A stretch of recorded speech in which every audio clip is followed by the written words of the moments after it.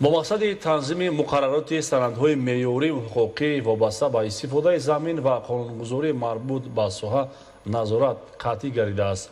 اینک از جانب ساختارهای داخلدار باز حالتهای غیرقانونی غصب گردیدن زمینهای نزد مؤسسه‌های تعلیمی معین شده وابسته به تامین مقررات ضروری چاره‌ها اندیشیده شدند. گزارش در این خصوص. тадбирҳои самараноки ахири мақомоти давлатӣ вобаста ба риояи қатъии қонунгузорӣ дар самти истифодаи муассири қитъаҳои заминҳои мактабӣ дар қаламрави ҷумҳурӣ вокунишҳои мусбиро дар байни аҳолӣ ба бор овард.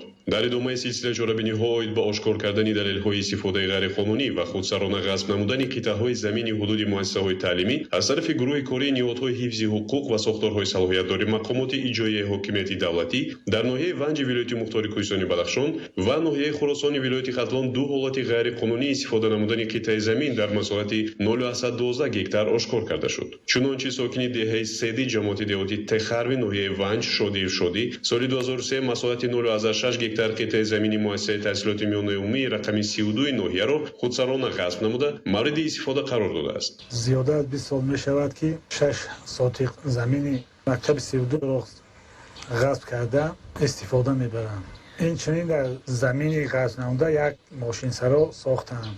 санҷиши прокуратураи ноҳияи Ванҷ муайян кард ки 6 сотиқ ғасб намудаи ман ба ҳудуди мактаби 32 медаромадааст. бинобар ин дар асоси амри прокуратураи ноҳияи Ванҷ ман 6 сотиқ замини ғасб намударо баргардонда ба тавозуни мактаби рақами 32 гузарондам. гурӯҳи корӣ ҳолати ҷудоии қонундории заминро дар ҳудуди мактаби миёнаи умумии рақами 32 санҷида баромад.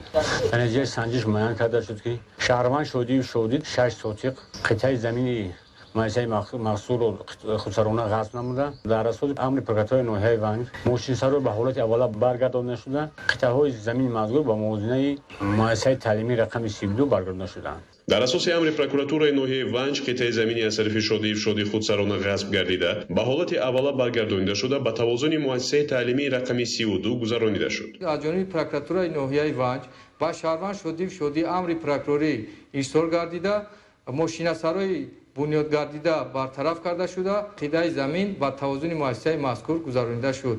ҳамзамон аз тарафи гурӯҳи корӣ дар ноҳияи Хуросони вилояти Хатлон низ як ҳолати ғайриқонунӣ истифода бурдани қитъаи замини ҳудуди муассисаи таҳсилоти миёнаи умумии рақами 42 ба масоҳати 0,6 гектар аз тарафи сокини деҳаи ҳосилоти ҷамоати деҳоти Садриддин Айнии ноҳияи мазкур Раҷабова Қурбонгул ошкор карда шуд. соли 2020 аз ҳисоби заминҳои муассисаи таҳсилоти миёнаи умумии рақами 42 ноҳияи Хуросон 6 сотиқ замин бо қарори собиқ раиси ноҳия Сафарзода раҳматуллоҳ ба Раҷабов Қурбонгул дода шудааст. замини мазкур ғайриқонунӣ буда бо пешниҳоди прокуратура ба муассисаи таҳсилоти миёнаи умумии рақами 42 баргардонида шуд. замини мазкур бо пешниҳоди эътирози прокурори ноҳия бекор карда шуда бо муассисаи таълимии миёнаи умумии рақами 42 баргардонда шуд. далели худсарона ғасб намудани қитъаи замини муассисаи мазкур пурра ошкор гардида аз ҷониби прокуратураи ноҳияи Хуросон эътироз таҳия ва ҷиҳати бартарафсозии қонунвайронкунӣ ба мақомоти иҷроияи ҳокимияти давлатии ноҳия ирсол карда шуда дар асоси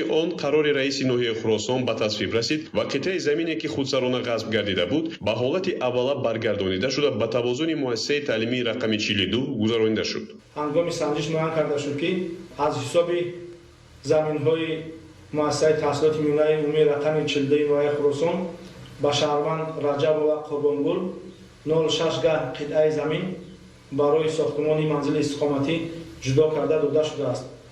қарори зикргардида бо эътирози прокуратураи ноҳияи Хуросон бекор карда шуда замин ба муассисаи таҳсилоти миёнаи умумии рақами 42 баргардонда дода шудааст. аз шаҳрвандоне ки то ҳанӯз қитъаи замини назди муассисаҳои таълимиро ғайриқонунӣ истифода мебаранд даъват карда мешавад ки ихтиёран онро ба ҳолати аввала баргардонанд.